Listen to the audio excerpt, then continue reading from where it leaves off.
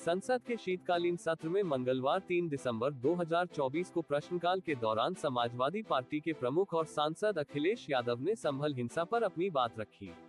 उन्होंने इस घटना को लेकर सरकार की भूमिका पर सवाल उठाए और देश में बढ़ती हिंसा को लेकर गंभीर चिंता व्यक्त की। उन्होंने कहा कि यह घटना केवल एक जिले या क्षेत्र तक सीमित नहीं है, बल्कि यह पूरे देश में व्याप्त सामाजिक और सांस्कृतिक समस्याओं का प्रतीक है। अखिलेश यादव ने अपने भाषण की शुरुआत करते हुए कहा कि हिंसा की घटनाओं में दिन प्रतिदिन हो रही बढ़ोतरी हमारे समाज के लिए एक गंभीर चुनौती है। उन्होंने सरकार पर आरोप लगाया कि वह इन समस्याओं को सुलझाने के बजाय अपनी प्राथमिकताएं कहीं और केंद्रित कर रही है। उन्होंने इस घटना का जिक्र करते हुए कहा कि प्रशासनिक लापरवाही और असंवेदनशीलता ने इस हिंसा को और बढ़ावा दिया। अखिलेश यादव ने कहा कि संभल जैसी घटनाएं देश की लोकतांत्रिक व्यवस्था और सामाजिक ताने बाने को कमजोर करती है। उन्होंने सरकार से सवाल किया कि आखिर ऐसी घटनाएं क्यों हो रही हैं और इन्हें रोकने के लिए क्या कदम उठाए जा रहे हैं। उन्होंने कहा कि जब तक सरकार इन समस्याओं को गंभीरता से नहीं लेगी और उनका समाधान नहीं ढूंढेगी, तब तक समाज में शांति स्थापित करना मुश्किल होगा। उन्होंने अपने भाषण में प्रशासन और पुलिस की भूमिका पर भी सवाल उठाए। उन्होंने कहा कि कानून और व्यवस्था बनाए रखना सरकार और प्रशासन की जिम्मेदारी है, लेकिन संभल की घटना ने ये साफ कर दिया है कि प्रशासनिक तंत्र पूरी तरह विफल हो गया है। उन्होंने आरोप लगाया कि स्थानीय प्रशासन ने इस मामले को गंभीरता से नहीं लिया और समय पर कार्रवाई नहीं की, जिससे स्थिति और बिगड़ गई। अखिलेश यादव ने इस घटना के पीछे सामाजिक और आर्थिक कारणों पर भी ध्यान आकर्षित किया। उन्होंने कहा कि बेरोजगारी, अशिक्षा और सामाजिक असमानता जैसे मुद्दे हिंसा के प्रमुख कारण हैं। उन्होंने सरकार से इन समस्याओं के समाधान के लिए ठोस कदम उठाने की मांग की। उन्होंने कहा कि जब तक समाज के सभी वर्गों को बराबरी का मौका नहीं मिलेगा, तब तक ऐसी घटनाएं होती रहेंगी। सपा प्रमुख ने ये भी कहा कि हिंसा की घटनाओं के पीछे नफरत और विभाजन की राजनीति एक बड़ा कारण है। उन्होंने सरकार पर आरोप लगाया कि वह समाज में भेदभाव और नफरत को बढ़ावा दे रही है। उन्होंने कहा कि अगर सरकार अपनी नीतियों में बदलाव नहीं करती है, तो समाज में शांति और सद्भावना की स्थापना करना असंभव होगा। अखिलेश यादव ने इस बात पर जोर दिया कि ऐसी घटनाओं के लिए केवल सरकार को दोष देना पर्याप्त नहीं है। उन्होंने समाज के सभी वर्गों से अपील की कि वे हिंसा और नफरत के खिलाफ एकजुट हों। उन्होंने कहा कि हमें अपने समाज को हिंसा मुक्त और शांतिपूर्ण बनाने के लिए सामूहिक प्रयास करने होंगे। उन्होंने अपने भाषण के अंत में सरकार से यह अपील की कि वह हिंसा की घटनाओं को रोकने के लिए ठोस और प्रभावी कदम उठाए। उन्होंने कहा कि सरकार को न केवल दोषियों के खिलाफ सख्त कार्रवाई करनी चाहिए, बल्कि ऐसी घटनाओं को रोकने के लिए एक व्यापक रणनीति भी बनानी चाहिए। अखिलेश यादव ने कहा कि अगर सरकार इन घटनाओं को रोकने के लिए तत्काल कदम नहीं उठाती है, तो ये देश के भविष्य के लिए एक गंभीर खतरा बन सकता है। उन्होंने संसद के माध्यम से यह संदेश दिया कि समाज में शांति और सद्भावना की स्थापना के लिए सभी को मिलकर काम करना होगा। उनका भाषण इस बात पर जोर देता है कि समाज में बढ़ती हिंसा को रोकने के लिए सरकार, प्रशासन और जनता को मिलकर प्रयास करना होगा। शून्यकाल से अखिलेश यादव जी। मैं धन्यवाद देना चाहता हूं अध्यक्ष महोदय आपका। नहीं, हम जो कमिटमेंट करते हैं ना, उसको पूरा करते हैं, लेकिन सब दलों के नेताओं की बात में कमिटमेंट होने के बाद भी आप बेल पे आए, जो ठीक नहीं है। अध्यक्ष महोदय, कमिटमेंट में, क्रेडिबिलिटी में आपका कोई जवाब नहीं। नहीं, ये निगरान है। लेकिन दाईं तरफ वाले लोगों का थोड़ा हिसाब किताब अलग है। अध्यक्ष महोदय, मैं धन्यवाद देता हूं आपका कि आपने बहुत महत्वपूर्ण घटना पे मुझे बोलने का अवसर दिया है। संभल जो इसलिए जाना जाता था कि भाईचारे के साथ वहाँ रहते हैं लोग, वहाँ अभी से नहीं, सदियों पुराना भाईचारा हजारों साल से इसी तरह रहते आए हैं।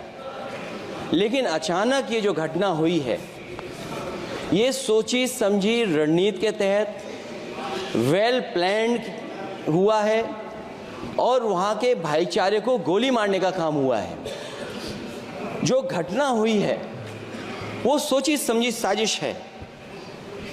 वहाँ जो खुदाई की बात लगातार अध्यक्ष महोदय देश में कोने कोने पर भारतीय जनता पार्टी और उनके सहयोगी और समर्थक, शुभचिंतक बार बार खुदाई की जो बात कर रहे हैं अध्यक्ष महोदय, ये खुदाई जो है हमारे देश का सौहार्द, हमारे देश का भाईचारा, हमारे देश का गंगा जमनी तहजीब को खो देगा। मैं आपका धन्यवाद इसलिए भी देता हूं कि इस महत्वपूर्ण जो साजिश हुई, और वो साजिश सोची समझी इसलिए मैं बोल रहा हूं। उत्तर प्रदेश का चुनाव था, पहले 13 तारीख को चुनाव होना था और 13 तारीख के चुनाव को उन्होंने बढ़ा करके 20 तारीख कर दिया। और इस जो घटना है मैं आपके सामने पढ़ना चाहता हूं। अध्यक्ष महोदय, ये यात्रा रुकी क्यों नहीं है? यात्रा ले जाओ दूसरी तरफ।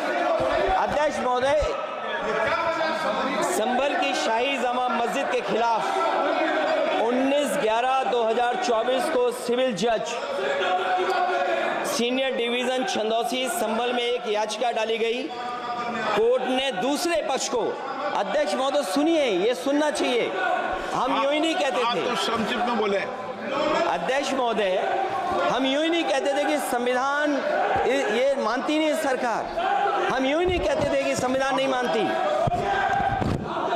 जब प्लेसेस ऑफ वर्शिप एक्ट है, प्लेसेस ऑफ वर्शिप एक्ट है, हम बनते तो बहुत कुछ हैं। संभल के शाही जामा मस्जिद के खिलाफ 19/11/2024 को सिविल जज सीनियर डिवीजन चंदौसी संभल में एक याचिका डाली गई। कोर्ट ने दूसरे पक्ष को सुने बगैर उसी दिन 19/11/2024 को सर्वे के आदेश दे दिए।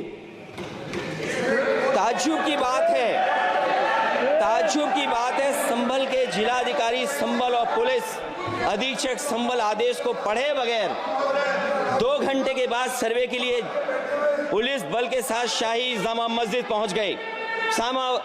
जामा मस्जिद की कमेटी, जनप्रतिनिधि, उलेमा इकराम, सभी अधिवक्ताओं ने सहयोग दिया। जिलाधिकारी संभल और पुलिस अधीक्षक संभल ने 2.5 घंटे सर्वे के बाद कहा सब सर्वे पूरा हो चुका है और अब रिपोर्ट कोर्ट को भेज दी जाएगी। लेकिन दिनांक 22/11/2024 फ्राइडे को जुमे की नमाज के लिए लोग नमाज अदा करने के लिए जामा मस्जिद पहुंचे, लेकिन पुलिस प्रशासन ने बैरिकेड लगा दिया ताकि लोग नमाज न पढ़ सकें।